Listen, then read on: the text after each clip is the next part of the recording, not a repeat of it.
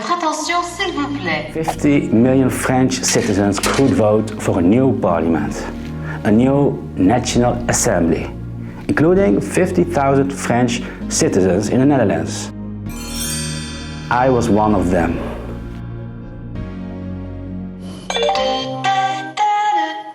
Huh? But wait a minute. Weren't there elections in France just recently? That's right, in 2022 there were parliamentary and presidential elections. So normally the next elections will be in 3 years. But in France, the president has a lot of power. According to the constitution, the president can dissolve parliament and call for new elections without consultation. And that's exactly what Macron did on June 9th. There had to be an election within 3 weeks. En 3 semaines avec 3 semaines d'avance de savoir qu'on va devoir voter, déjà c'est beaucoup d'organisation pour eux et pour nous. But why did Macron do this? Opinions are divided on that.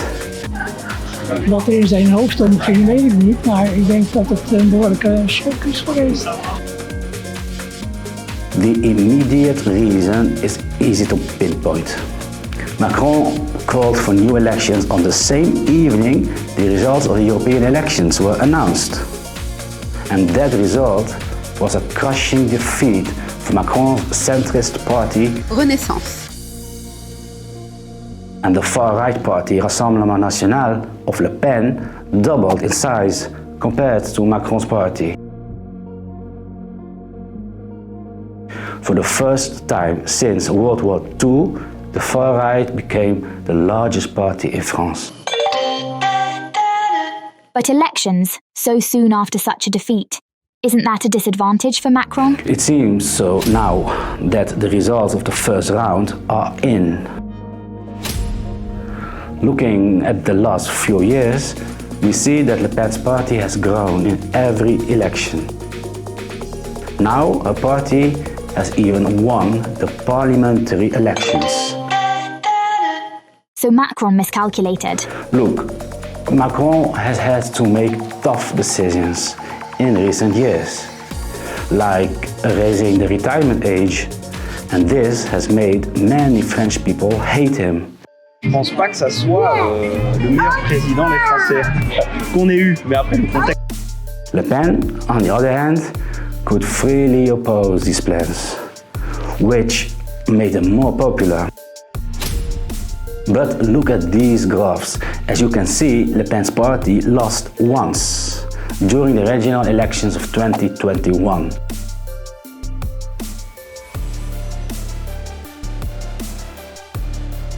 And it's at the local level in French municipalities where this far-right party has already been able to govern.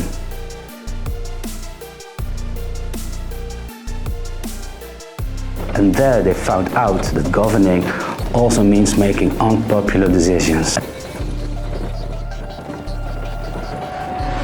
And this cost the party votes. Okay, I think I understand. Macron is looking and betting beyond these parliamentary elections. Exactly. It's all about the presidential elections of 2027.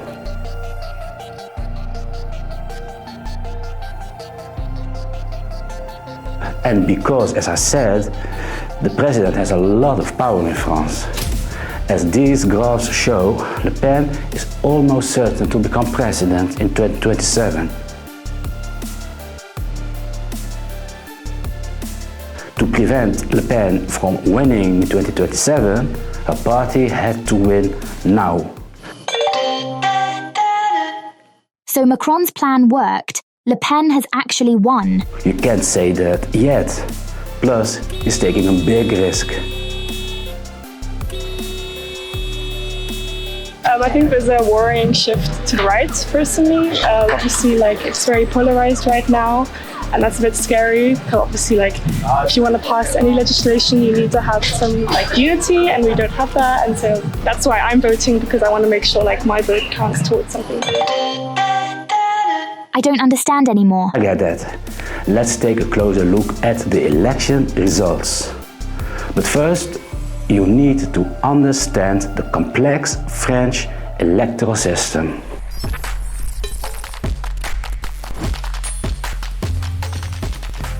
Old News Bulletin. The Old News Bulletin explains today how the French elections work. How do the French vote in the voting booth? How does the two-round system work? What are the main parties? And why is nothing certain yet for Marine Le Pen's Rassemblement National? The political map of France is divided into 577 constituencies, a kind of large municipalities. Each constituency elects one representative for the parliament in Paris. This way, everyone in France is equally represented. In the first round, the French choose from a large number of parties the party that is closest to their hearts.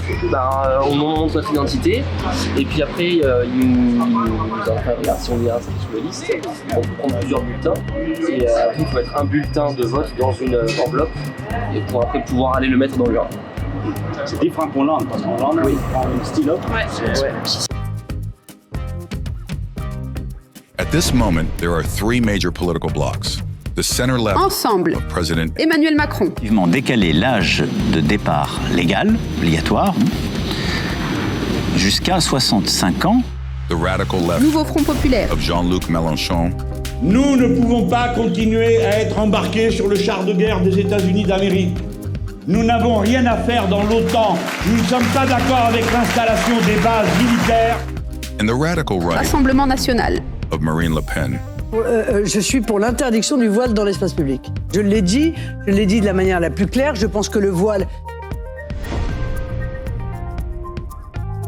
If after the first round, no party in a constituency has received more than 50% of the votes, then a second round is held in that constituency. Only parties that obtain at least 12.5% of the votes of registered voters proceed to the second round. This means that Party D is eliminated and parties A, B, and C move on to the second round. But now, as the decisive second round approaches, the leader of Party C gives a speech announcing that he is withdrawing in favor of candidate B to prevent the victory of Party A. He urges his supporters to vote for Party B in the second round. And this is what happens.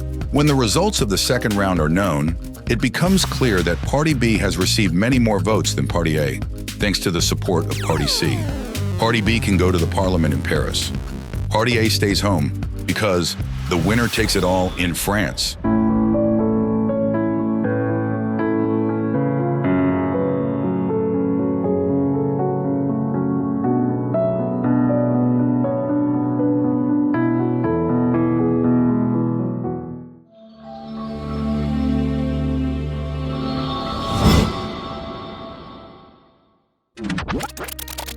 This happened, for example, in 2002. That was the first time the far right made it to the second round. Le Pen went up against Jacques Chirac in the presidential elections. It sent a shiver through all of France. Chirac addressed the nation with a TV speech warning about the danger of the extreme right. It had an effect. Chirac was re-elected with 82% of the votes. Posez jamais avec l'extrémisme, le racisme, l'antisémitisme ou le rejet de l'autre. Dans notre histoire, l'extrémisme a déjà failli nous conduire à l'abîme. C'est un poison. Il divise, il pervertit, il détruit. Oh, now that I know this history, I must admit that Macron's plan is very clever. Hold on. What happened in 2002 is not going to happen again. Times have changed. Le Pen has become more popular and less of a taboo. The second round will be very exciting. Toutes les élections sont importantes, mais cette fois-ci, c'est encore plus important. On voit la montée des extrêmes, etc. Could you tell me what you think will happen with the second round and in the coming years? Le Pen's party could still get the absolute majority. while the other parties try to make deals again. For example, Mélenchon wants to become prime minister, but this time it seems the French are not falling for it. The question remains whether Le Pen will fall into Macron's trap.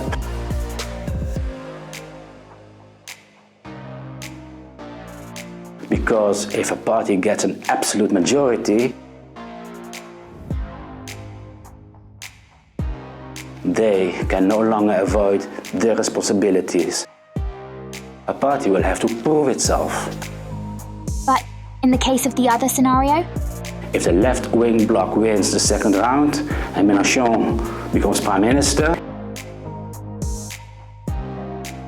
that would pave the way for the, until recently, inevitable presidency of Marine Le Pen in 2027.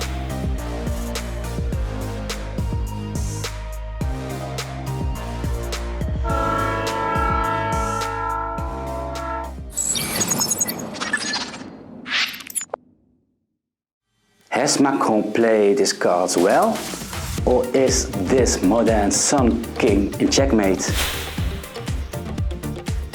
I'm curious about your opinion. Let me know in the comments below. This was my first video about the French elections, but there is still so much to talk about. For example, these two ambitious young men, both vying for the premiership. One is elitist, the other a TikTok star from the ghetto. For this video and more, keep an eye on the description below. Or better yet, subscribe to my channel now.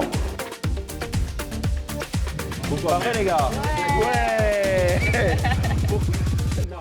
Non, mais les crêpes, c'est universel, c'est quelque chose qui c'est comme voter, j'ai envie de dire. Vous savez ce que vous allez faire. Vous allez voter ou vous allez manger des crêpes et une fois que vous l'avez fait, vous vous sentez mieux.